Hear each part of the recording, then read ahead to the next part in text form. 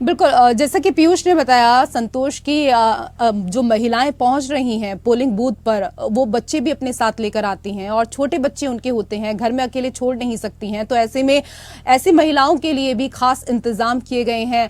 और आजकल तो युवाओं के भीतर बड़ा क्रेज होता है कि कहीं भी जाएं, कुछ खा रहे हैं या कहीं घूमने जाते हैं तो सेल्फी जरूर लेते हैं, और ऐसे में सेल्फी बूथ भी बनाया गया है। तो क्या मध्य प्रदेश के भीतर भी इस तरह के कुछ इंतजाम किए गए हैं युवाओं के लिए?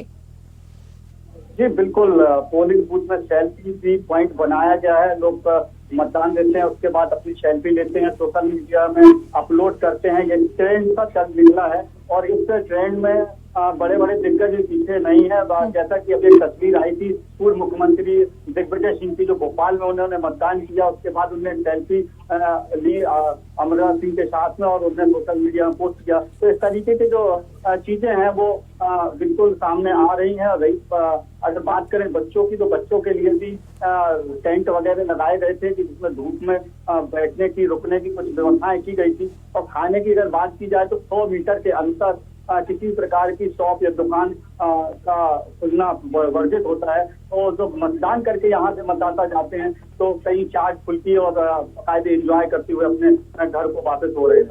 रिशु, अभी आपने यहाँ पर क्योंकि दिग्विजय का जिक्र इस दौरान किया, तो अभी भूपेश बघेल को थोड़ी देर पहले ही हम लोग सुन रहे थे पीयूष। तो राम का नाम का जो जिक्र है इस बार मध्य प्रदेश हो या छत्तीसगढ़ हो, दोनों जगह खूब बखान किया गया है राम के नाम का। लेकिन आज भी जब भूपेश बघेल अपने मत का इस्तेमाल करके बाहर निकले हैं तो उन्होंने कहा कि राम की कृपा तो हमारे ऊपर रहेगी ही, क्योंकि राम तो हमारे भांजे हैं। यानी कि शिवराज तो मामा थे ही मध्य प्रदेश में, उनको तो मामा कहकर पुकारा ही जाता है। अब भूपेश चाहते हैं कि उनको भी लोग मामा कह के पुकारें क्या?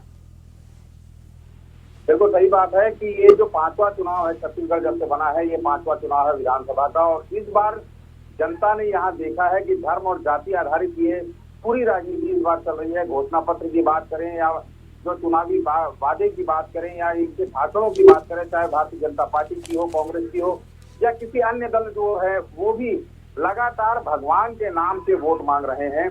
और इसमें कांग्रेस सरकार भी पीछे नहीं है। राम भगवान को उन्होंने तवज्जो देते हुए सीधा सीधा भाचा राम की संज्ञा दे दी और कहा कि हमारे राम भाचा राम है, कौशल्या की ये धरती है और हमारे ऊपर इनका आशीर्वाद बने रहेगा। तो अब बजरंग बली के साथ साथ राम भगवान का आशीर्वाद भी लेने के लिए दोनों पार्टियां उमड़ रही है और जनता इसे बहुत खामोशी के साथ देख रही है। आने वाला 3 तारीख के वक्त बताएगा कि राम भगवान का आशीर्वाद किसे प्राप्त। बिल्कुल, लेकिन ये बड़ा दिलचस्प है क्योंकि शिवराज तो आम जनता के मामा है मध्य प्रदेश में, लेकिन भूपेश बघेल तो भगवान राम के ही मामा हो गए। वो कह रहे हैं कि भाई हमारे भांजे हैं श्री राम। लेकिन कुछ जगह झड़प भी हुई है, पथराव भी हुए हैं। शिवपुरी में बच्चे, बुजुर्ग और गर्भवती घायल हुए हैं जो वोट डालने के लिए पहुंचे थे। इस दौरान विवाद हुआ है। संतोष, इसको लेकर आपके पास कोई जानकारी अभी तक मिली क्या? जी बिल्कुल, शिवपुरी में ये एक मामला सामने आया था जिसमें जबरदस्ती वोट डालने को लेकर एक विवाद हुआ और बाद वहां पे लाठी डंडे और पथराव हुए, जिसमें कुछ बच्चे और कुछ गर्भवती महिलाओं को के घायल होने की खबर बताई जा रही थी। हालांकि वहां शिवपुरी में जो वहां प्रत्याशी थे प्रीतम लोधी और एक और अन्य कांग्रेस के प्रत्याशी, उनको नजरबंद कर दिया गया था एहतियातन। और फिलहाल जो घायल थे उन्हें उपचार के लिए चिकित्सालय भेजा गया था और स्थिति अभी फिलहाल सामान्य है।